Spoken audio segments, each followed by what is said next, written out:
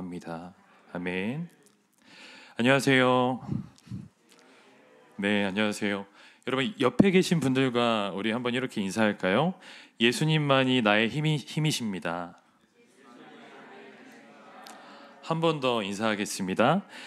예수의 생명이 바로 내 생명입니다. 인사하겠습니다. 예수. 아멘. 네, 여러분, 우리 이제 말씀 보겠습니다. 오늘 우리가 함께 읽을 하나님의 말씀은 고린도후서 12장 7절에서 10절까지의 말씀입니다. 고린도후서 12장 7절에서 10절까지의 말씀인데요. 저와 여러분들이 한 절씩 교독하고 마지막 10절은 합독하도록 하겠습니다. 여러 계시를 받은 것이 지극히 크므로 너무 자만하지 않게 하시려고 내 육체의 가시 곧 사탄의 사자를 주셨으니 이는 나를 쳐서 너무 자만하지 않게 하려 하심이라.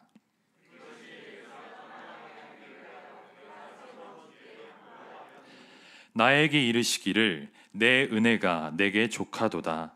이는 내 능력이 약한 데서 온전하여 짐이라 하신지라. 그러므로 도리어 크게 기뻐함으로 나의 여러 약한 것들에 대하여 자랑하리니 이는 그리스도의 능력이 내게 머물게 하려 함이라. 그러므로 내가 그리스도를 위하여 약한 것들과 농역과 궁핍과 박해와 공고를 기뻐하노니 이는 내가 약한 그때의 강함이라. 아멘. 여러분, 우리나라에 복음이 들어온 지 이제 약 140년 정도밖에 되지 않았습니다. 세계 기독교 역사를 보면 굉장히 짧은 역사를 가지고 있는 나라인데요. 그럼에도 불구하고 우리나라에 처음으로 복음이 들어왔을 때 그때 이 땅에 복음으로 말미암아 일어났던 이야기들을 우리가 들어보면 정말 눈물 나고 가슴 뭉클한 사연이 많습니다. 선교사님들을 통해서 우리나라에 전해진 복음은 당시 우리나라가 어땠을까요? 동서남북으로 청나라에, 러시아에, 일본에 또 저 멀리 서국 열강이 우리나라를 어떻게든 식민지화하려고 아주 우리나라의 역사가 암흑의 시기를 지나고 있을 때였습니다. 그런데 선교사님들과 함께 들어온 이 십자가의 복음은 이 땅에 하늘의 빛을 비춰주시기 시작했습니다. 특별히 수천 년간 신분제의 악습에 묶여서 고통받던 하층민들에게 이 복음은 더욱더 생명의 빛이 되었습니다. 어느 나라나 마찬가지지만 복음의 역사를 우리가 한번 살펴보면은 왕궁에서의 역사가 많을까요? 아니면은 저기 백정들이 사는 데서, 기생들이 사는 데서 역사가 많이 일어날까요? 네, 후자입니다. 그쵸? 후자입니다. 여러분 아시지만 대답 안 해주신 거 다 압니다. 여러분, 하층민들이 사는 곳에서 복음의 역사가 많이 일어나요. 실제로 예수님도 누구의 친구였어요? 죄인과 세리의 친구였습니다. 여러분, 예수님도 그리하셨던 것처럼 복음은 세계 어느 나라에 들어가든지 낮은 곳으로 흘러 들어가더라, 이 말입니다.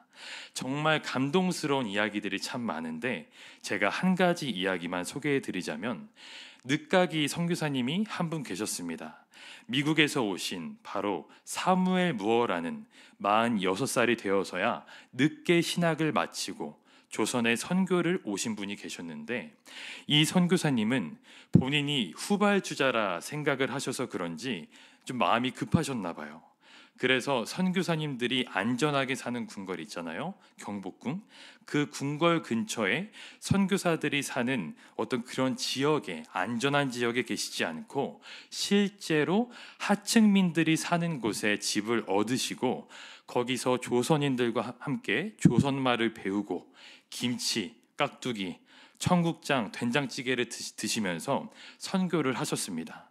그리고 지금의 종로 그 관철동이라고 있죠. 그 관철동에 곤단골 교회라는 교회를 세우고 목회를 시작하셨습니다. 그런데 하루는 그날도 이제 목회를 하시려고 주일에 이제 교회를 갔는데 그 교회에 나오는 박봉출이라고 하는 조그마한 어린아이 한 명이 울면서 우리 아버지 좀 살려달라고 우는 거예요. 그래서 왜 그러냐 그랬더니 아버지가 죽어간다고, 그래서 너네 집이 어디냐 안내하라고 해서 이 무호 선교사님이 이제 쉽게 말해서 이 아이의 집에 신방을 간 거예요. 근데 신방을 가셨더니 저기 구석에 있는 백정들 마을로 가더래요. 그래서 깨달은 거죠. 아, 이 녀석이 누구 아들이에요? 백정 아들이에요. 당시에 백정은 사람도 아니었습니다. 백정 아들이라는 것을 알게 되었고 그 집에 들어갔는데 그 아버지 박성춘이라는 사람이 장티푸스에 걸려서 죽어갔던 거예요. 지금은 물론 장티푸스 예방주사가 있지만 옛날에는 아시다시피 장티푸스로 많은 사람들이 죽었습니다. 장티푸스에 걸려서 죽어가는데 이 무어 선교사님이 어떻게 하셨냐면 함께 동역하는 그 에비슨 선교사님이 생각이 난 거예요. 그래서 바로 일어나가지고 에비슨 선교사를 만나서 저기 죽어가는 사람이 있으니 좀 돌봐주시오 라고 부탁을 합니다. 그래서 에비슨 선교사님이 왕진을 오셨습니다. 그래서 이 백정 박성춘이를 고쳐주셨는데 이제 문제는 뭐냐면 에비슨 선교사가 누구죠? 세브란스 병원의 1대 원장님이시고 당시에 고종 황제의 주치의였어요. 그러니까 귀한 일 하셨네. 우리는 이렇게 이 정도를 생각할 수 있겠지만 당시의 세계관에서는 정말 파격적인 사건이었습니다. 왕의 몸을 만지는 의사가 천민 중에 천민인 백정의 몸을 만진 거예요. 옛날에 우리가 왕의 옷을 뭐라고 했죠? 그렇죠. 용포라고 했잖아요. 왕의 얼굴을 용안이라고 하고 왕의 몸을 성체라고 하고 왕이 앉는 자리를 용상이라고 하고 여러분 제가 퀴즈 내겠습니다. 매화가 뭔지 아세요? 매화? 네, 매화. 왕의 똥을 매화라고 했습니다. 여러분 그만큼 왕에 관한 모든 것을 신격화하던 그 시절에 왕의 몸을 만지던 의사가 백정의 몸을 만졌다는 건 정말 굉장한 일이었습니다. 여러분 여기서 제일 충격을 받은 사람이 누구일까요? 박성춘 본인이죠. 박성춘 본인이 제일 충격을 받았겠죠. 아니 왕의 몸을 만지는 어이가 와서 정말 짐승 취급도 못 받는 나를 만져주고 나를 고쳐주고 나에게 기도해 준 거예요. 그래서 그때부터 아들만 교회에 보내던 박성춘이가 자기도 교회를 나가기 시작했습니다. 그래서 나중에는 장로가 됩니다. 1905년에 장로가 되는데 여러분 더 놀라운 사실이 1907년에 이 곤단골 교회의 장로가 또 누가 되느냐? 왕족인 이재선이라는 사람이 장로가 돼요. 여러분 그러니까 이 교회에서 무슨 일이 일어난 거예요? 왕족인 그 이재선과 백정이 함께 장로가 되어서 교회를 이끌어가는 복음의 역사가 나타난 겁니다.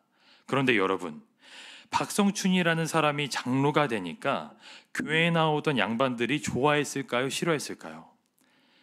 그 양반들이 이 무어 목사님한테 항의를 했어요. 저 백정놈의 자식들 교회 못 나오게 해달라고, 같이 예배를 못 드리겠다고. 그래서 사무엘 무어 목사님이 뭐라고 하셨냐면 그리스도 안에서 빈부귀천이 없다, 당신들이 나가라고 그랬습니다. 그러니까 양반들이 뭐라고 했냐면 그런 백정들 저 뒤에 앉혀주십시오. 기분이 나쁩니다. 그래서 그 선교사님이 그것도 안 된다고 했어요. 당신들이 나가라고. 그래서 양반들이 나갔어요. 실제로 양반들이 나가서 교회를 개척했는데 여러분 놀라운 사실은 몇 년 있다가 그 교회에 불이 나서 홀랑 다 탑니다. 그래서 나중에 다시 그분들이 곤단골 교회로 다시 돌아와요. 그래서 서로 화해하고 하나 되는데 나중에 이 박성춘이라는 백정이 어떤 사람이 되냐? 아마 역사를 아시는 분은 아실 겁니다. 만민공동회의라고 5차 만민공동회의의 대표 연설자가 돼요. 수많은 조선 백성들이 모이는데 그때 만민공동회의를 누가 이끌었느냐? 여러분들이 다 아시는 분들입니다. 안창호, 이상재, 서재필 이런 분들이 이끌었는데 거기에 나란히 함께 서서 연설하고 민족 독립과 자주를 외치는 바로 지도자가 됐다는 거예요.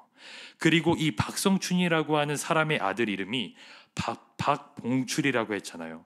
둘 다 이름이 상당히 촌스러운데 이 아드님이 어떻게 됐느냐?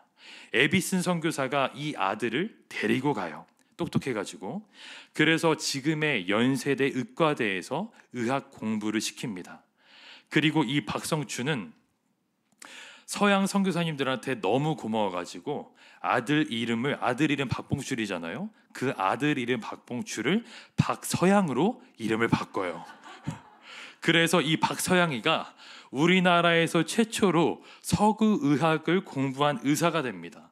그리고 드라마도 있다고 하던데 재중원이라고 혹시 재중원 들어보셨나요? 네, 거기서 의술을 펼친 의사가 됐고 박서양은 독립운동가가 됩니다. 그리고 영화도 있던데 봉오동 전투라고 혹시 들어보셨어요? 네, 거기에 참전해서 군의관으로 일합니다. 이제 저는 그 영화를 이제 못 봤는데 혹시 여러분들이 영화 보시면서 거기서 군의관이 나오거든 그 사람이 박서양이에요. 왜냐면은 군의관은 그 사람 한 명밖에 없었다고 합니다. 그렇게 민족 독립을 위해서 일한 인물이 되었습니다. 여러분, 복음의 역사는 이렇게 놀라운 것이에요. 이화여대, 연세대, 요즘엔 아무리 들어가고 싶어도 못 들어가지만 실제로 이화여대, 연세대 선교사님들이 세운 그 학교들을 보면은 처음에는 다 미달이었어요. 아무도 안 들어갔어요. 왜? 양놈들이 하는 데라고. 그래서 누가 들어갔냐? 기생 아들, 백정 아들, 이런 천민들을 받았습니다.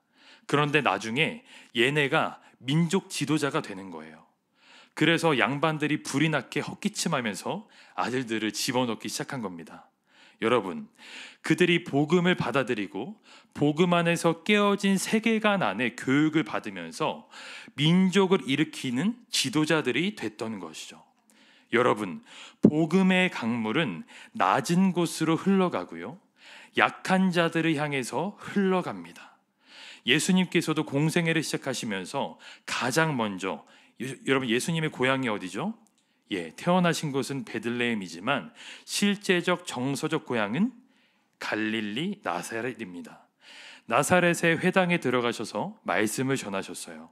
공생애 처음 시작하실 때 무슨 말씀을 전하셨어요?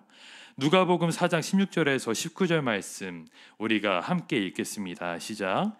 예수께서 그 자라나신 곳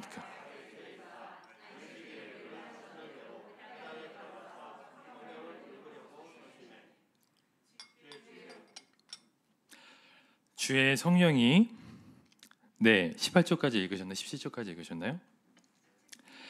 기록된 데를 찾으시니 곧 주의 성령이 내게 임하셨으니 이는 가난한 자에게 복음을 전하게 하시려고 내게 기름을 부으시고 나를 보내사 포로된 자에게 자유를, 눈먼 자에게 다시 보게 함을 전파하며 눌린 자를 자유롭게 하고 주의 은혜의 해를 전파하게 하려 하심이라 하였더라. 아멘. 여러분, 회당에 들어가셨는데 그날 읽어야 하는 본문이 이사야였어요. 이사야. 그때는 성경이 66권으로 되어 있지 않고 한 권으로 묶여 있지 않았죠. 여러 책들이 쪼개져서 읽었는데 그날 읽어야 될 본문이 이사야였어요. 그래서 예수님께서 이사야 말씀을 받자마자 이 본문을 펴서 읽으신 겁니다. 그래서 오늘 예수님이 읽으신 이 이사야 말씀은 예수님이 오시기 수백 년 전에 이사야 선지자가 앞으로 메시아가 오실 것인데 메시아가 오시면 이런 일을 하실 것이다 라고 예언한 구절이에요. 자, 여러분, 메시아가 오시면 어떻게 하신대요? 자유와 은혜를 전파하시는데 그 대상이 누구예요? 가난하고 포로되고 눈멀고 눌린 자들에게 이 역사가 일어난다고 하셨습니다. 그래서 21절에 예수님 뭐라고 말씀하셨죠? 오늘 이 말씀이 너희 귀에 응하였다. 그러면 예수님이 이 땅에 하나님의 나라의 복음과 자유를 선포하러 오셨는데 누구를 향해 오셨다는 거예요? 이사야의 예언대로 가난하고 상한 자들을 향해, 약하고 부족한 자들을 위해서 오셨다는 겁니다. 여러분, 구약 성경에 봐도 하나님은 나는 이런 하나님이야 라고 스스로를 표현하신 구절들이 몇 가지 있습니다. 몇 가지 있는데 그 중에 가장 중요한 구절 중에 하나, 하나님의 정체성과 하나님의 관심사가 어디에 있는지 우리에게 말씀해 주셨어요. 그래서 신명기 10장 17절에서 18절 말씀을 우리 함께 읽겠습니다. 시작. 너희의 하나님 여호와는 신 가운데 신이시며 주 가운데 주시요 크고 능하시며 두려우신 하나님이시라. 사람을 외모로 보지 아니하시며 뇌물을 받지 아니하시고 고아와 과부를 위하여 정의를 행하시며 나그네를 사랑하여 그에게 떡과 옷을 주시나니. 아멘. 여러분, 하나님은 고아와 과부와 나그네의 하나님이다. 여러분, 이런 구절이 정말 많이 나와요. 선지서에 보면 선지자들이 이스라엘을 향해서 회개를 촉구할 때 단순히 우상숭배 문제가 아니라 너희가 고아와 과부와 나그네를 돌보지 않는다는 것에서도 굉장히 많은 책망을 하는 것을 보게 됩니다. 시편 68편 5절에는 그의 거룩한 처소에 계신 하나님은 고아의 아버지시고 과부의 재판장이시다 말씀하셨습니다. 여러분, 이것 꼭 기억하셔야 됩니다. 하나님은 고아와 과부와 나그네의 하나님이세요. 여러분, 고아와 과부와 나그네는 당시에 가장 약하고 소외된 사람들이고요, 법적으로도 이 사람들이 구제를 받거나 도움을 받을 수 있는 그런 조건들이 하나도 없었습니다. 여러분, 그런데 하나님의 시선은 항상 가장 약한 자들을 향해 계셨다는 사실입니다. 여러분, 우리 하나님은 정말 좋으신 분이십니다. 그렇죠? 우리 하나님 같은 신이 없으세요. 오늘도 하나님의 관심이 누구에게 가 있을까요?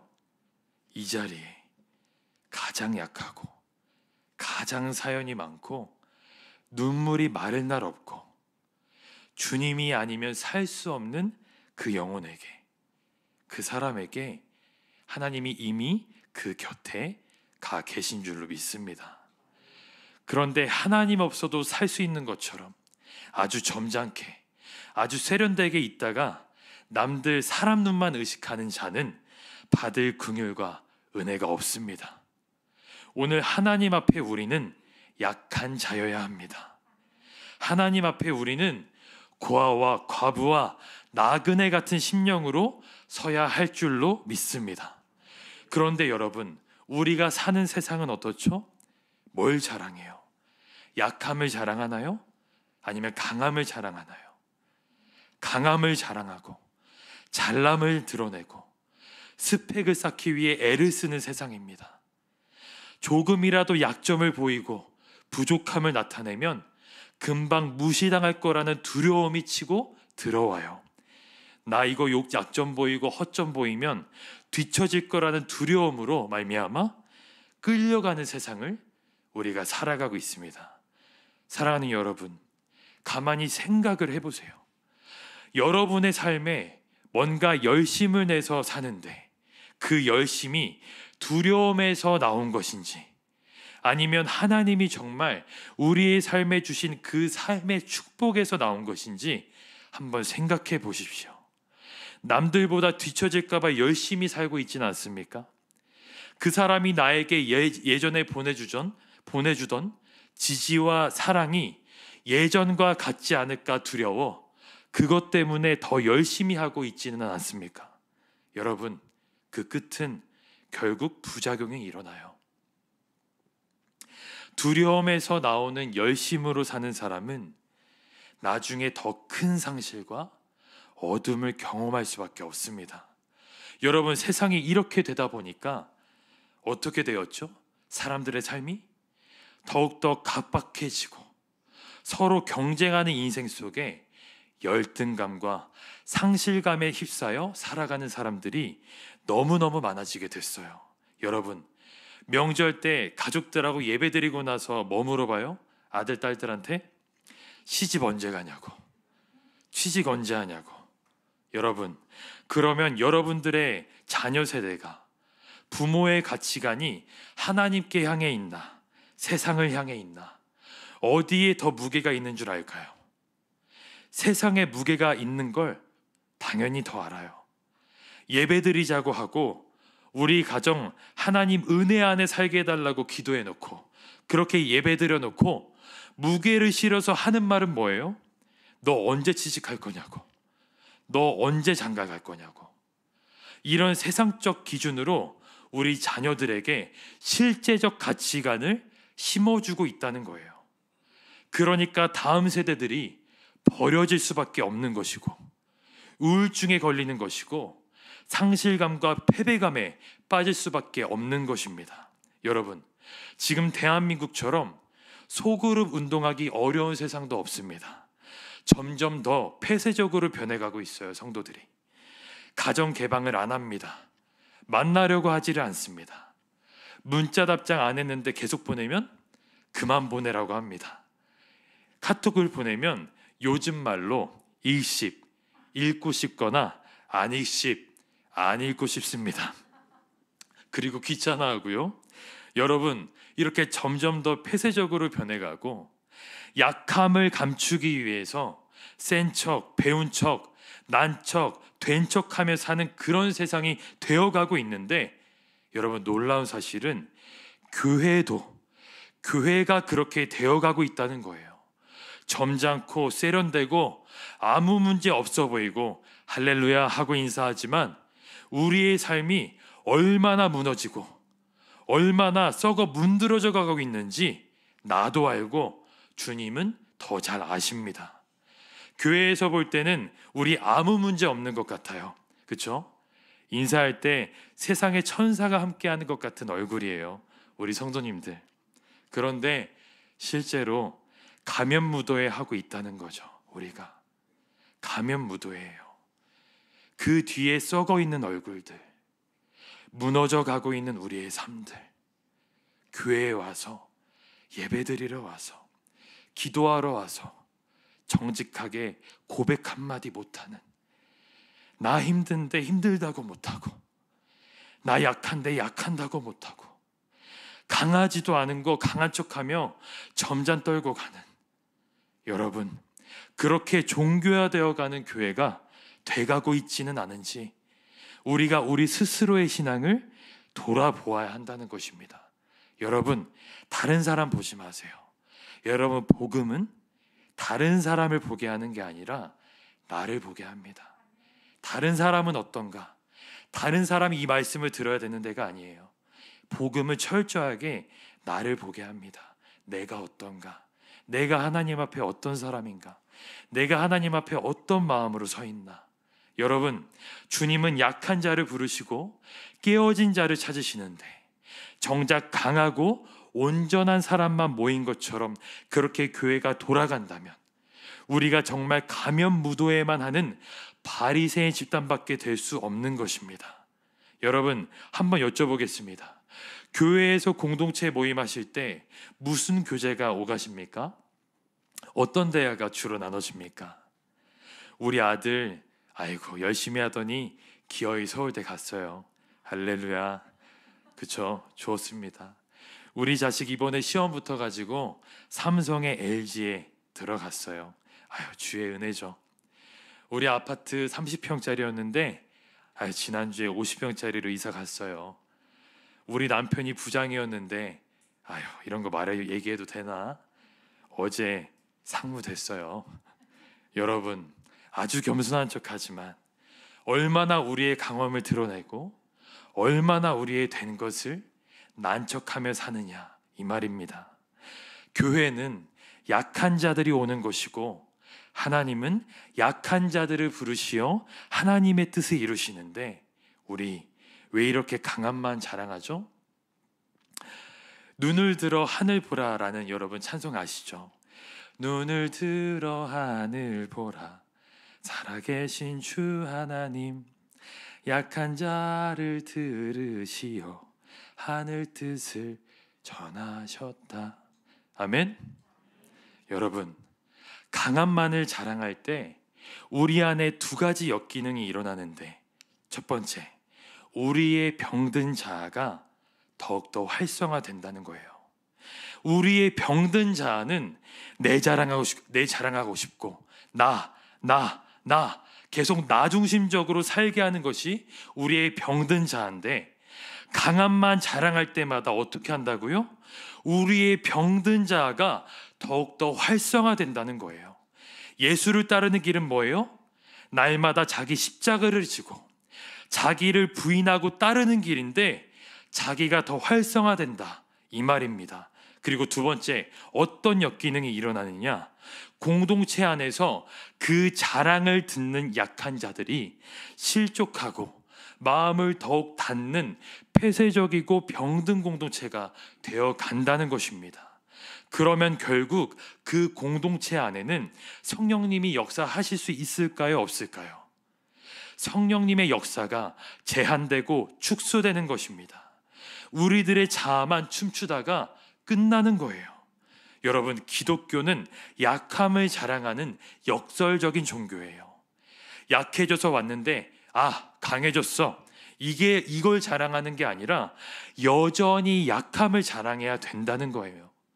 오늘 우리가 9절 말씀을 보면, 나에게 이르시기를 내 은혜가 내게 족하도다, 이는 내 능력이 약한 데서 온전하여짐이라 하신지라.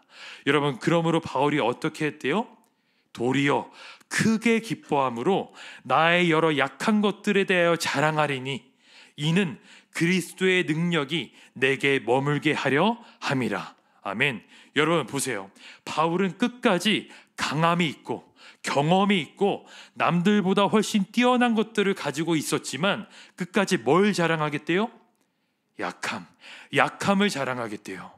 사랑하는 여러분, 우리가 성도들끼리 모일 때 하나님이 우리에게 행하신 일들, 승리한 이야기들도 나눠야 하지만, 우리의 실패한 이야기, 우리의 연약한 이야기도 나누어질 수 있어야 합니다.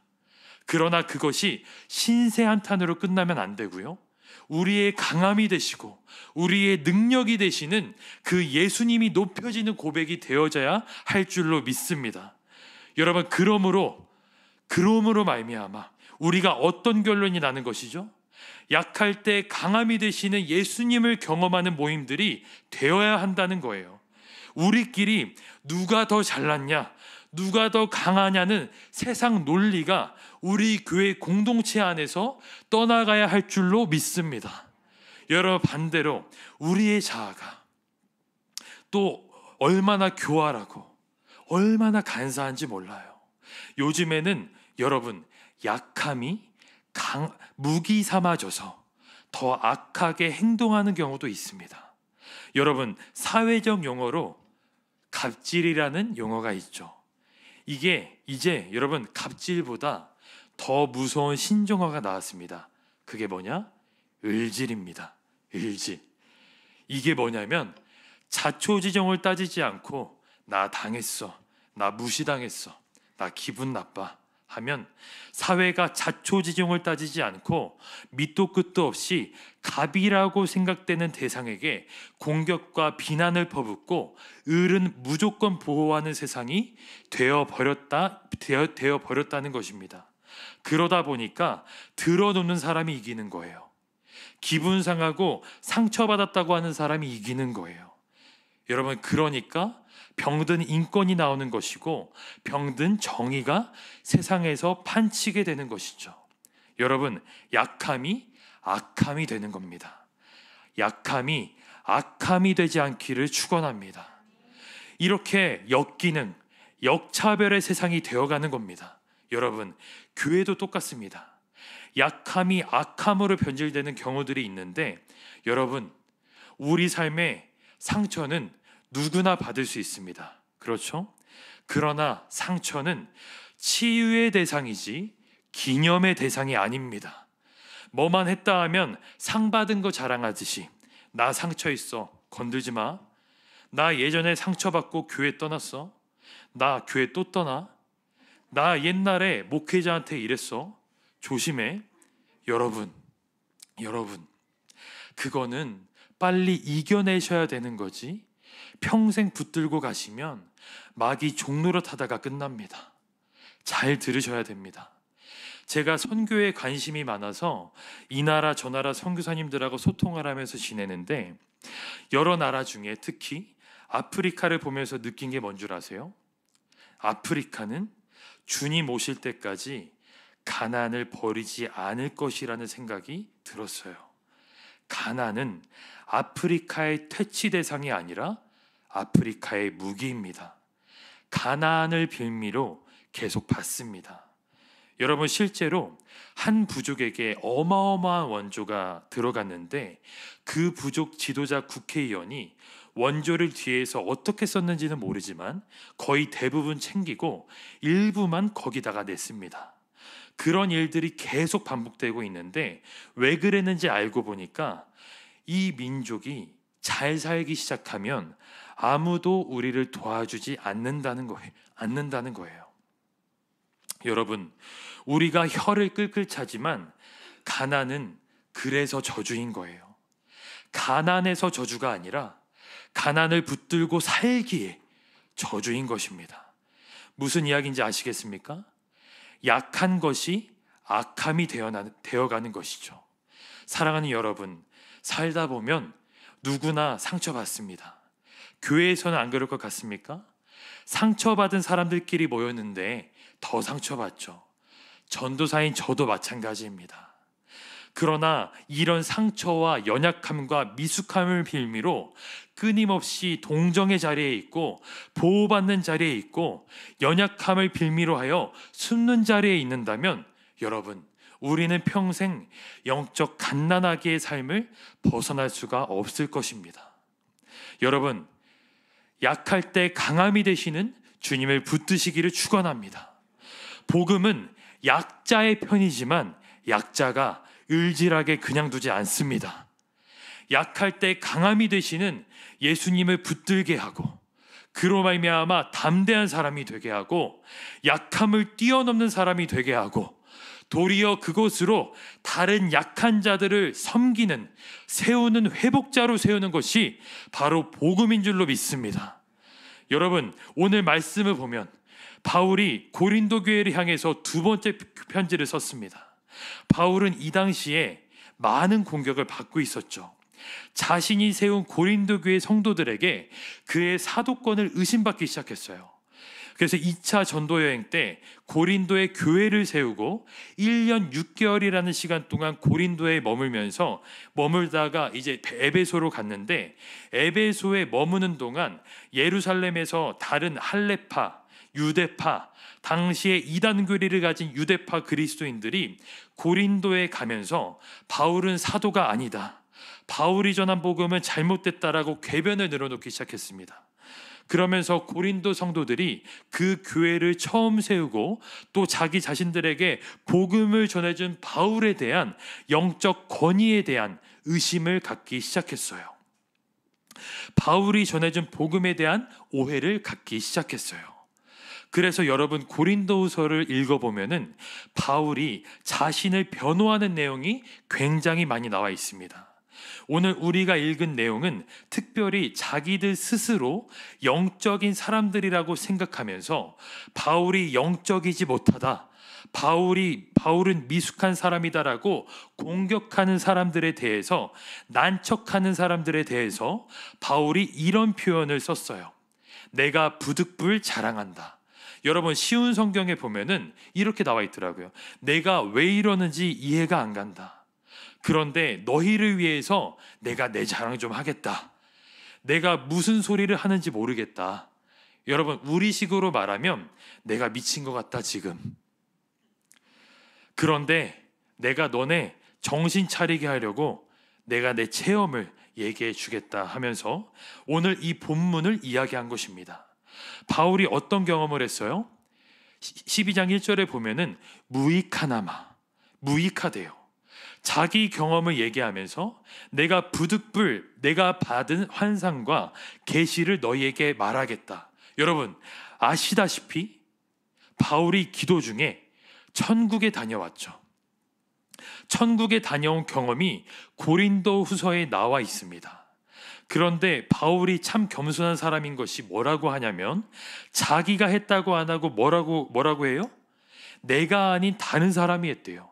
그러면서 괄호치고 뭐라고 했냐면, 내가 그때 깨어 있었는지 어느 상황에 있었는지는 하나님만 아신다 라고 얘기합니다. 그렇죠? 여러분, 자기가 엄청난 영적인 역사를 경험했는데 하늘에서 놀라운 영광을 보았으면서도 5절에 뭐라고 하냐면, 여러분, 우리 그래서 5절 말씀을 우리 함께 읽겠습니다. 시작.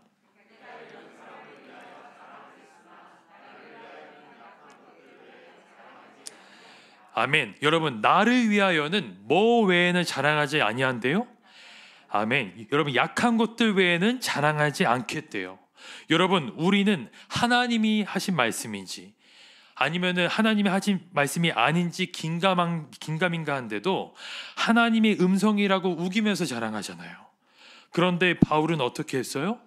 말할 수 없는 영광을 보고 왔는데도 내가 한 게 아닌 것처럼 얘기하고, 동시에 내가 이것을 얘기하면서도 내가 미친 사람 같다고 스스로를 비하하고, 또 나는 그럼에도 불구하고 뭐만 자랑하겠대요?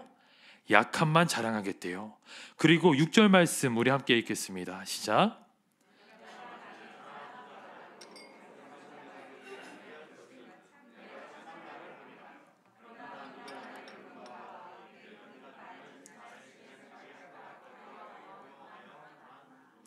아멘. 여러분, 뭐라고 하냐면, 혹시 내가 이거 보고 내가 경험한 것 때문에 사람들이 나를 대단한 사람으로 생각할까봐 나는 오히려 두렵다고 바울은 그렇게 이야기했습니다. 그리고 오늘 말씀 7절에 뭐라고 하는 거예요? 여러 계시를 받은 것이 지극히 크므로 너무 자만하지 않게 하시려고 육체에 가시를 주셨답니다. 사탄의 사자를요. 왜요? 교만하지 않게 하기 위해서. 여러분, 이 사탄의 가시가 무엇인지 정확하게 문자로 나와 있지는 않지만 성경 여러 군데를 보면서 유추해 봤을 때 두 가지 학설이 있는데, 첫째, 심각한 안질환이에요. 눈병이 심해서 이것 때문에 정상적인 생활을 하기가 불편할 정도의 질환. 그리고 다른 한 가지는 좀 더 심각한 것인데, 바울이 간질이 있었을 것이다. 이렇게 이야기하는 학자들이 있습니다만, 사실 무엇이 되었든 간에 그의 삶에 큰 약점과 큰 비난거리를 가져올 만한 일이었다라는 것이죠. 그런데 바울은 뭐라고 설명합니까? 이것이 하나님이 주신 가시다.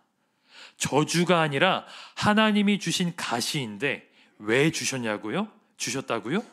나를 교만하지 않게 하기 위해서 주셨다는 거예요. 그런데 사도 바울도 사람이죠. 그래서 하나님께 어떻게 했답니까?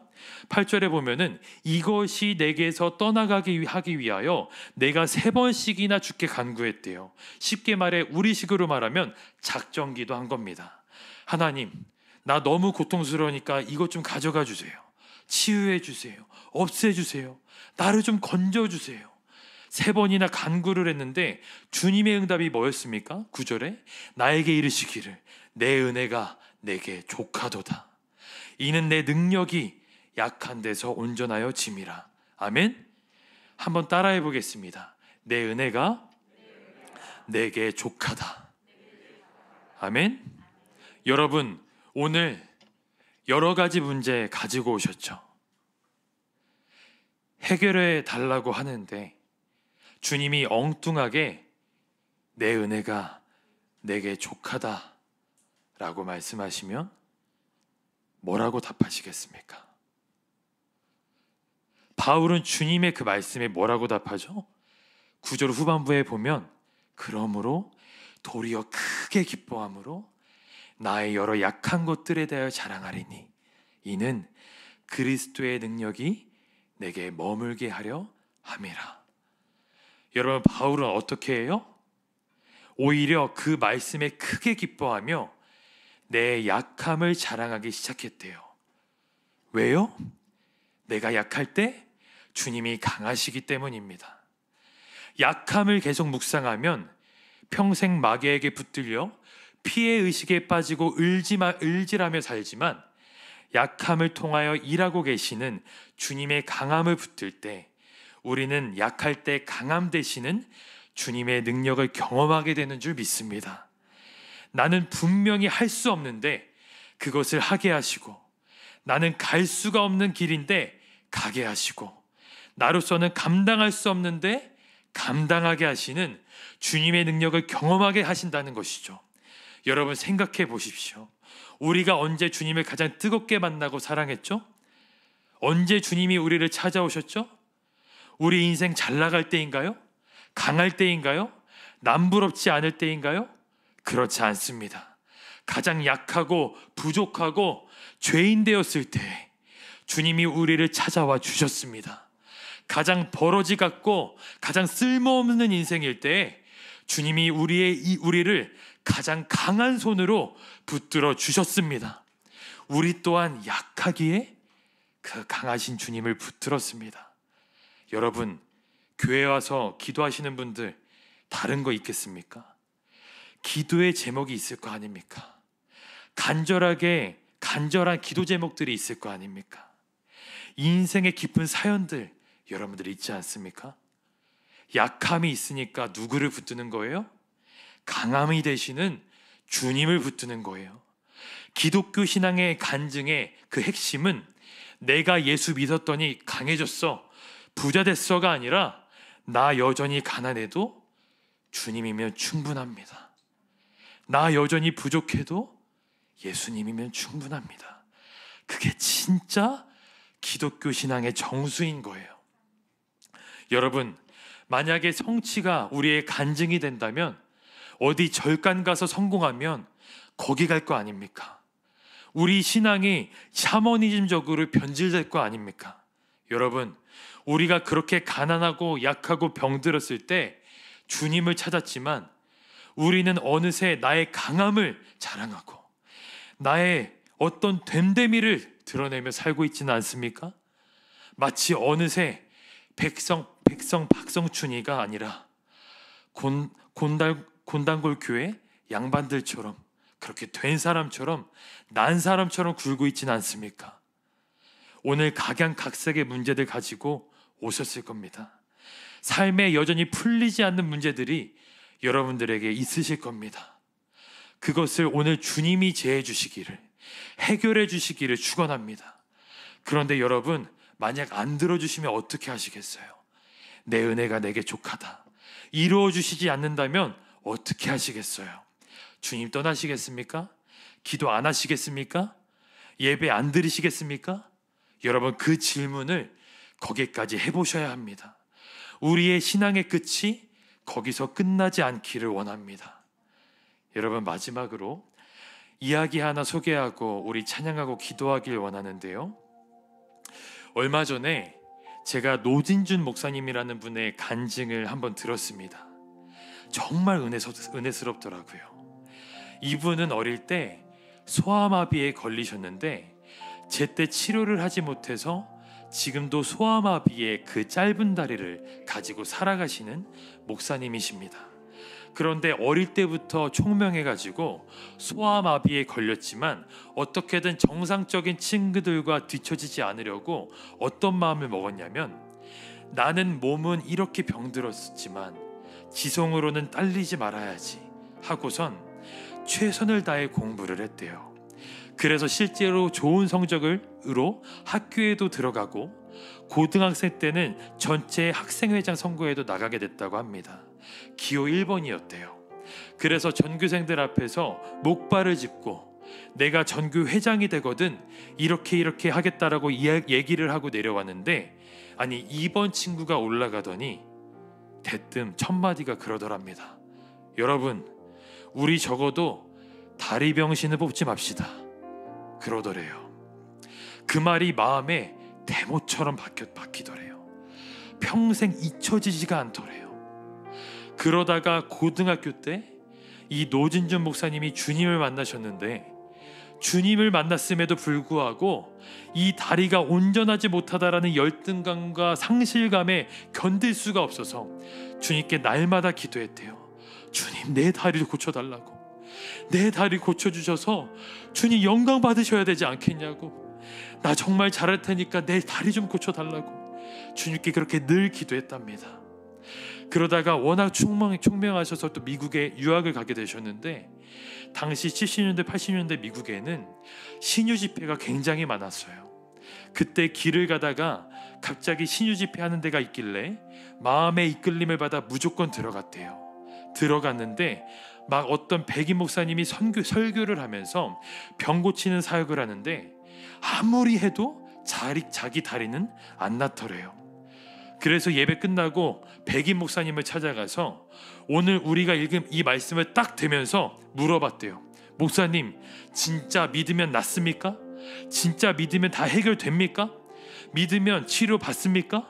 그랬더니 백인 목사님이 믿으면 다 치유 받는데요, 믿으면 다 고침 받는데요.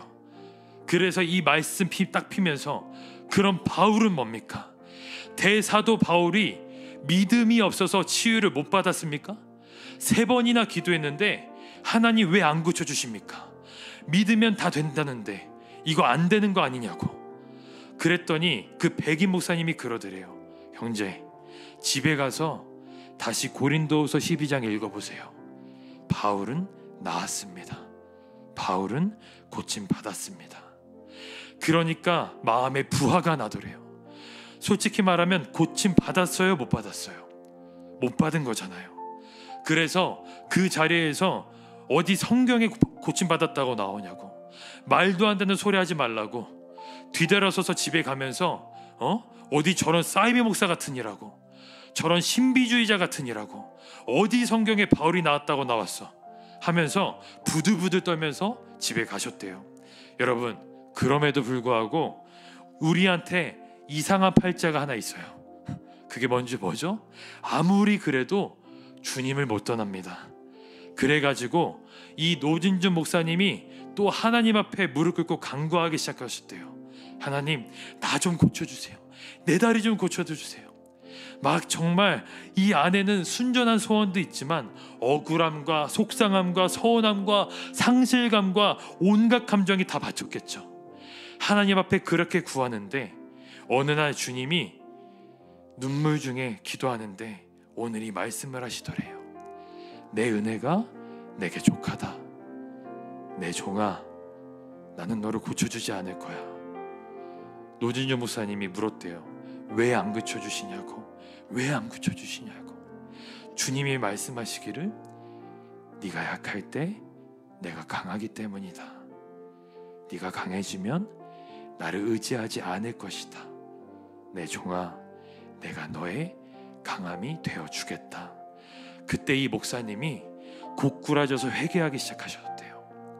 회개하면서 하나님 앞에 나아가신 후에 그 간증에서 이렇게 말씀하시는데 정말 은혜스럽더라고요. 뭐라고 하시냐면, 사랑하는 여러분, 저는 그 밤에 다리가 나았습니다. 무슨 말인 줄 아세요? 지금도 목발 짚고 다니세요. 그런데 뭐라고 하시냐면, 다리 아파서 억울해하고 속상해하고 피해의식에 빠져 살던 노진준이는 그날 밤에 죽었습니다. 나는 건강한 사람입니다. 나는 다 나았습니다. 사랑하는 여러분, 우리의 삶에 죽을 때까지 그토록 기도하는 제목들이 이루어지지 않을 수도 있지만 그럼에도 불구하고 주님이 내게 주신 은혜면 족합니다. 주님이 나의 강함이십니다. 예수님이 나의 힘이십니다. 여러분, 이 약함에서 강하신 주님을 발견하시는 우리가 되기를 원합니다. 모든 문제 위에 계신 그 살아계신 주님을 만날 수 있는 저와 여러분이 되기를 주 예수님의 이름으로 축원합니다. 여러분, 우리 이 시간 찬양하며 나아갔으면 좋겠습니다. 예수는 나의 힘이요, 예수는 나의 힘이요, 예수는 나의 생명이라. 예수는 나의 참 기쁨 참 소망. 예수는 나의 꿈이라. 예수는 나의 힘이요, 예수는 나의 힘이여 예수는 나의 생명이라 예수는 나의 참 기쁨 참 소망 예수는 나의 꿈이라 진리의 성령 내게 오셔서 진리의 성령 내게 오셔서 진리의 성령 나를 깨닫게 하사 주 예수만 바라보게 하시네 진리의 성령 내게 오셔서 진리의 성령 내게 오셔서 진리의 성령 나를 깨닫게 하사 주 예수만 바라보게 하시네 예수는 나의 힘이요 예수는 나의 생명이라 예수는 나의 참 기쁨 참 소망 예수는 나의 꿈이라 마지막으로 예수는 나의 힘이요 예수는 나의 생명이라 예수는 나의 참 기쁨 참 소망 예수는 나의 꿈이라 여러분 이 시간 우리가 기도하며 나가길 원합니다. 우리가 약할 때 우리의 강함 되시는 주님을 붙들며 나아갑시다. 나의 강함만 자랑하며 살았던 하나님 앞에서 가면무도회하며 살았던 우리들의 심령을 회개합시다.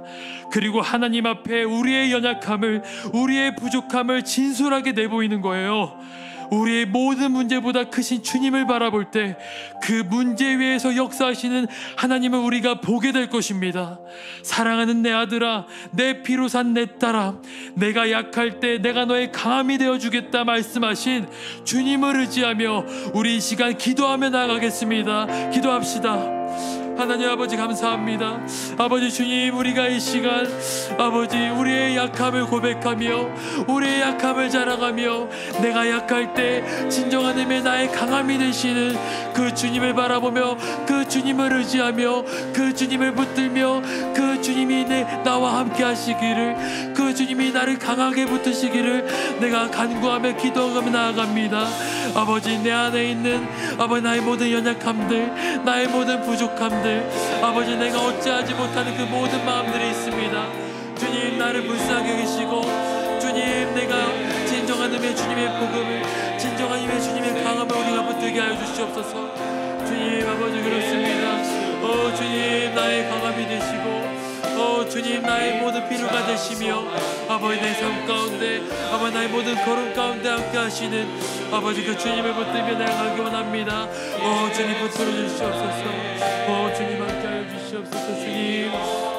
주님 우리의 삶 가운데 주님 아버지 개입하여 주시고 우리의 약함을 드러내며 아버지 주님 우리 앞에 주님 앞에 도로하는 것을 부끄러워하지 아니하며 아버지